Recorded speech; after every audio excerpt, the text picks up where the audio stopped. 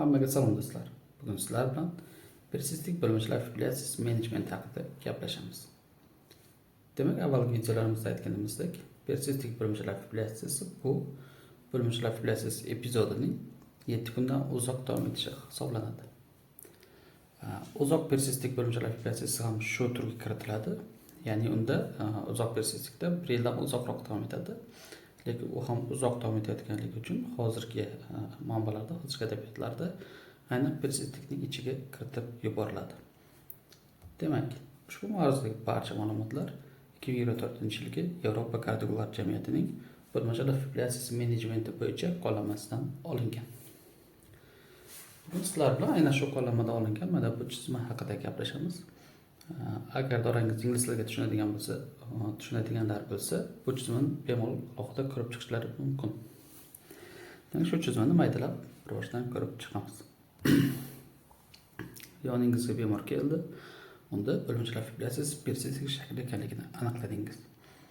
Endi bu bemorda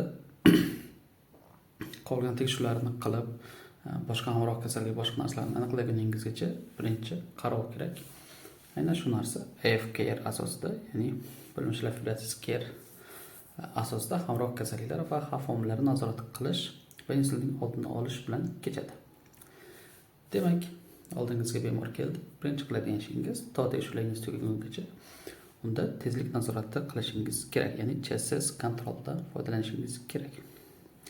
CSS kontrolning ikki xil usuli mavjud: yumshoq nazorat va qat'iyroq nazorat.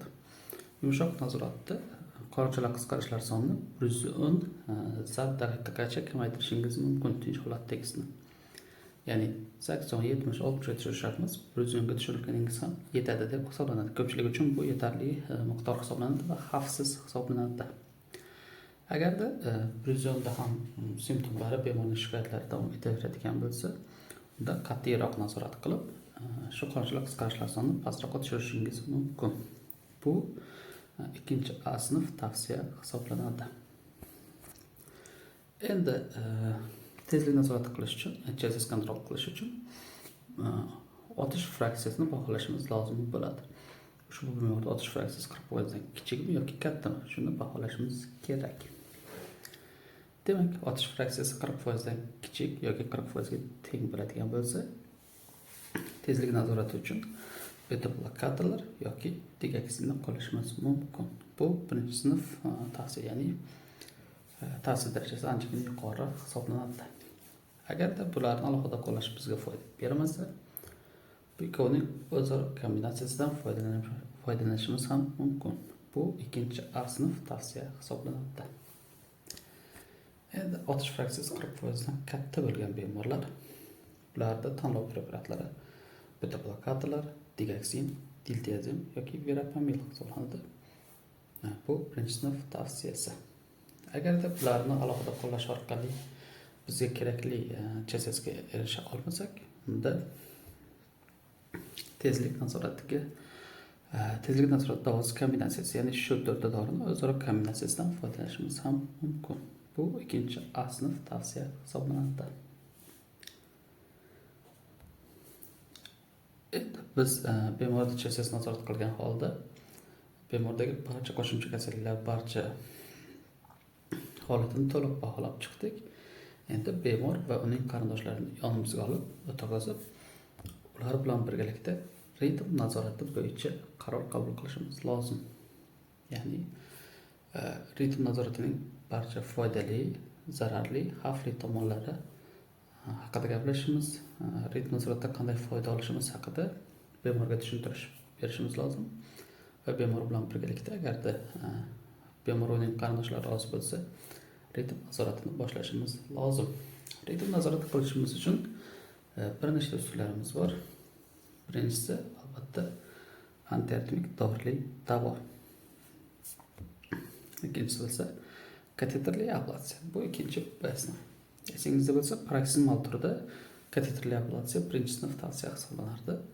Bu yerda ikkinchi B sinf tavsiya, ya'ni bu yerda tavsiyaning kuchi sal kamroq kateterli ablatsiya bo'yicha. Endi bu ikkovida ham yana bir o'ziga xos chiqadi: elektrik kardioversiya. Bunda biz ritm nazoratiga erishish uchun to'g'ridan to'g'ri antiaritmik davo yoki to'g'ridan to'g'ri kateterli ablasiyaga murojaat qilishimiz mumkin. Yoki avvaliga elektrik kardioversiya qilib olib, keyin antiaritmik dvorli davo yoki keyin kateterli ablasiya amalga oshirishimiz mumkin. Xo'sh, qachon elektrik kardioversiya amalga oshirgan ma'qul? Demak, gemodinamik nostabil bo'lgan bemorlarda bu birinchi sinf tavsiya. Yani bunday holatda ishdan o'ylab o'tirmaysiz, to'g'ridan to'g'ri elektrik kardioversiyaga yuboriladi bemor. Ikkinchisi, sinus ritmning foydasini aniqlashtirish maqsadida. Ya'ni bemorlar keladi, unda persistik forma, u aritmiya bilan 6-7 oydan beri yashayapti va u menda hech qanaqa shikoyat yo'q deb aytyapti bemor. Va shu bemorda siz chindan ham shikoyat yo'qmi yoki sinusni tiklaganingizda shikoyat paydomi? Shikoyat yurganini o'zi sezmay qolganmi?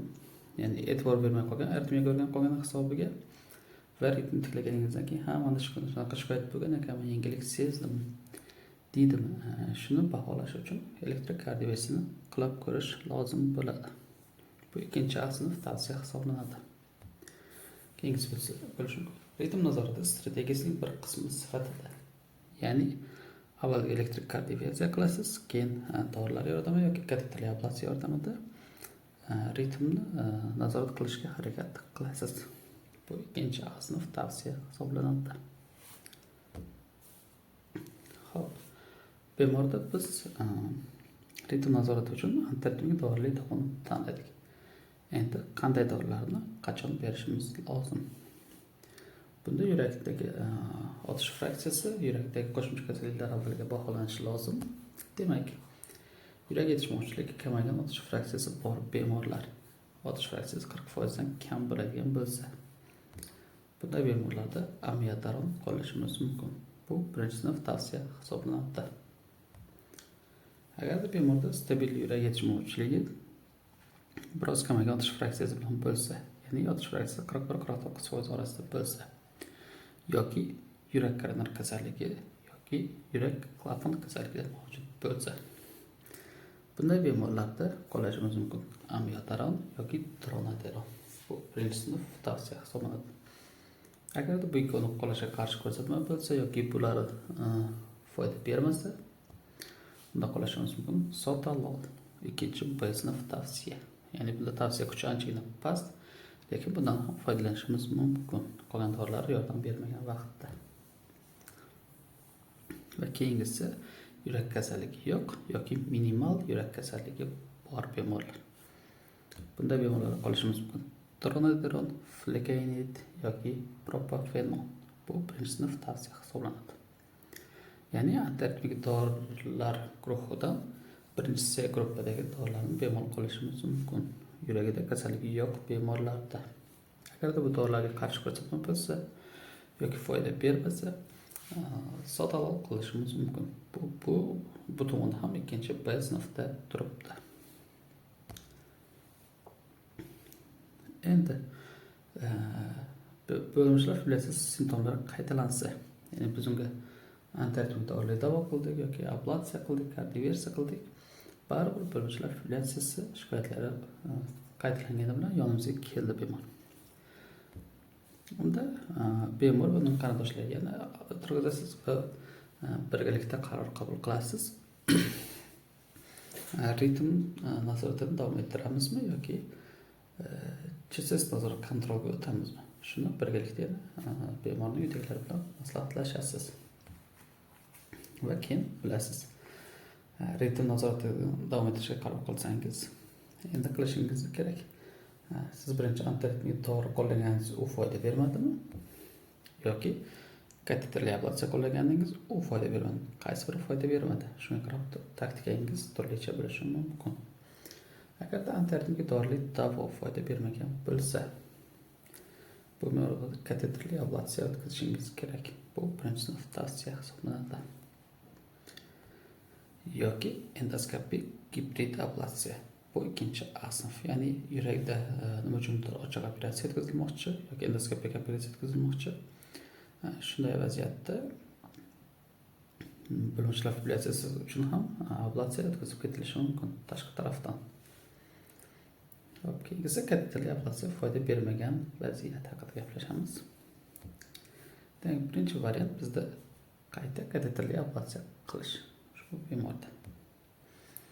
Keyingi variant endoskopik gibrid yoki jarrohlik ablatsiyasi. Ya'ni yurakda boshqa kasallik uchun yurakka chiqib kirilyapti tashqi tarafdan, o'sha vaqtda bir-biri chap bo'lmachani ham kuydirib ketish mumkin. Keyingisi antiaritmik dorli davo beritish. Ya'ni ablatsiya foyda bermadi. Endi bu bemorda dorli davoni boshlaymiz va davom ettiramiz degan qaror qilishingiz mumkin. Keyingisi tezlik nazorati strategiyasini o'ylab ko'ring. Ya'ni ablatsiya yordam bermadi, dorilar ham ritmni ushlashga yordam bermadi. Endi bu bemorda cheksiz kontrol haqida o'ylab ko'rishimiz lozim.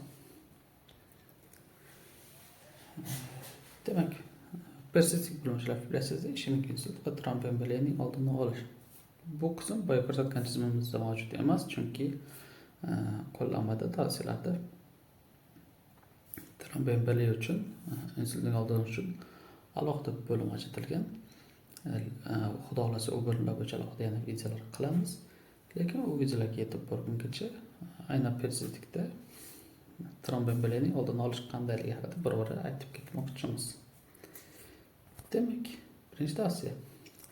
Bu bemorda chasva hisoblanishi kerak va chasva agarda 2 bo'ladigan bo'lsa yoki 2 dan yuqori bo'ladigan bo'lsa, oral antikoagulant davo tavsiya etiladi. Bu birinchi sinf. Ya'ni chasva 2 bundan yuqori bo'lsa, bu bemorga oral antikoagulant berilishi shart. Keyingisi chasva 1 bo'lganda oral antikoagulant davo boshlash kerak. Bu ikkinchi A sinf. Ya'ni chasva 1 bo'lyapti. Hisoblaganingizda bunday bemorga boshlaganingiz yaxshi, lekin tavsiya darajasi chasva 2 dan ko'ra pastroq. Ya'ni majburiy emas, lekin boshlaganingiz ma'qul. Oral antikoagulant davomi bunday bemorda. Keyingisi antiagregant davoni insultning oldini olish maqsadida qo'llash tavsiya etilmaydi. Ya'ni siz aspirin berasizmi, klopidogrel berasizmi, ticagrelor berasizmi, prasugrel berasizmi yoki ularni o'zaro kombinatsiyada berasizmi? Birontasi chap bo'lmacha quloqchasida tromb hosil bo'lishining oldini olmaydi va insultning oldini olishga umuman yordam bermaydi. Shuning uchun bo'lmachilar fibrillyatsiyasi bor bemorda insultning oldini olish uchun antiagregantlar umuman qo'llanilmaydi. Ming qanaqadir kombinatsiyalarda bo'lsa ham bunday bemorlarda faqatgina antikoagulant qo'llanilishi lozim. Demak, shu bilan sizlar bilan gaplashmoqchi bo'lgan ma'lumotlarimiz tugadi. Ilm olishdan to'xtamang, bizni kuzatib boring.